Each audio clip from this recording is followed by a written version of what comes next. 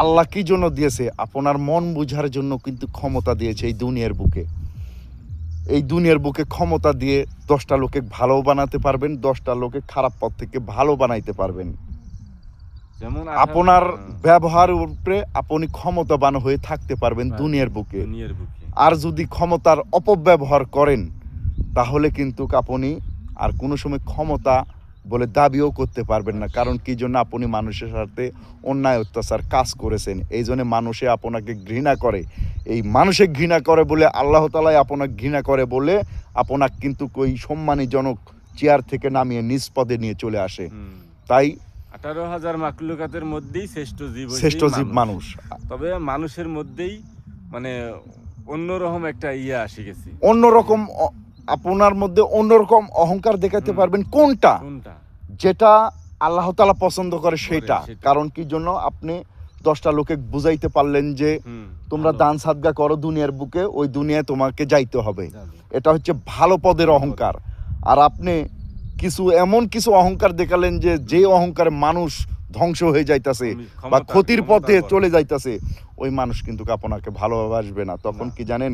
আপনার সামনাসামনি যদি কথা নাও বলে থাকে, পিছনে অবশ্যই আল্লাহ তাআলার কাছে বলবে, আল্লাহ তুমি এর বিচার করো। মানুষের অভিশাপ হলো বিষাক্ত অভিশাপ। মানুষের অভিশাপ আমরা কেউ নেওয়ার জন্য চেষ্টা করি না, তাই না? দোয়া করি, হয় কেউ নিবেন না এই অভিশাপটা। ভালোভাবে মানে সুস্থভাবে মানুষের সাথে অথবা ব্যবহার আচরণ ভালো করবেন। অবশ্যই অবশ্যই। কারণ কি জন্য? ব্যবহার আচরণ যদি আপনি ভালো করতে পারেন, আপনি ভাই যেটাই যা কর না কেন, আমার মনে হয় আপনি সব জায়গায় সম্মান পাবেন। আর ব্যবহার খারাপ করবেন, কোনো জায়গায় আপনি গিয়ে সম্মান পাবেন না। কারণ কি জন্য?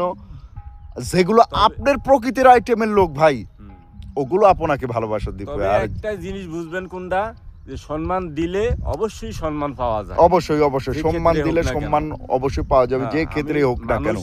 ওই যে মানুষ দেখা গেছে ওই অসুস্থ কিংবা দেখা গেছে অবহেলিত মানুষের প্রতি আপনি অন্যরকম একটা করলেন, ঠিক আছে, আপনার মানবতা হইল না, আপনি ওইরকম একটা অসম্মানী অবশ্যই হবেন এক জায়গায়, ঠিক আছে। অবশ্যই আপনি একজনকে অসম্মানী করবেন, আপনি একজনকে অসম্মানী করবেন, আপনি কিন্তু কোনো জনের কাছ থেকে অসম্মানীজনক কিছু কথাবার্তা পাবেন। কারণ কি জন্য? ওই যে ধার দিয়ে ধার সুদ ভাই, দুনিয়ার ধারাপাত আগে দুনিয়া সুদ হইব, আপনি এই যে মানুষ কয় ধার দিয়ে ধার সুদ, আসলেই 19 আর 20 এরকম হতে পারে। আপনি যেরকম ব্যবহার করবেন এরকম ফল পাবেন, যেরকম ব্যবহার করবেন মানুষের সাথে খারাপ, এরকম খারাপ ব্যবহারের ফল আপনিও পাবেন। কারণ কি জন্য? ওই লোকের কাছ থেকে না পান, আরেকজনের কাছ থেকে কিন্তু পাবেন। যেমন আমি মনে করেন আপনার নিন্দা গাইতে আসি, আমার সামনাসামনি অন্যজনের নিন্দা গাক না কেন, কিন্তু পিছনে অবশ্যই গাবে, নিন্দা গাবেই ভাই, নিন্দা গাবে। নিন্দা যতদিন দুনিয়া আছে, মানুষ আছে, অতদিন নিন্দা গাইবো, সুখ গাইবো।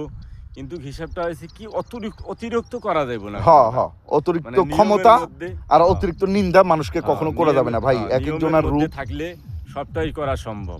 এক একজনাক ভাবে এক একজনের রূপ দিয়ে আল্লাহ তাআলা দুনিয়ার বুকে সৃষ্টি করেছে। তাই কাউকে অবহেলা করবেন না। আমরা মানুষ ভাই, এটাই মনে করি যে আমি মানুষ, কিন্তু মানুষের মধ্যে কিছু কিছু শয়তান ঢুকে অপব্যবহার কাজ করে। এটা করা যাবে না। শয়তান থেকে বিরত থাকবেন। তো শয়তান আমরা যত দূরে রাখতে চাই ভাই, শয়তান আমাদের পিছু ছাড়ে না। শয়তান ঢুকেই কিন্তু মানুষের দেহের ভিতর, শয়তান ঢুকেই কিন্তু এই মানুষের ক্ষতি গুণন করাইতাছে, তাই না? এটাই ছলনা, এইটাই তো প্রতিদ্বন্দ্বী। মানে ওইটা তোমার খারাপ পথে নেওয়ার চেষ্টাই করতেছে। অবশ্যই তোমার চেষ্টা করে বাঁচা লাগবে যে আমার ভালো পথটা কোনটা।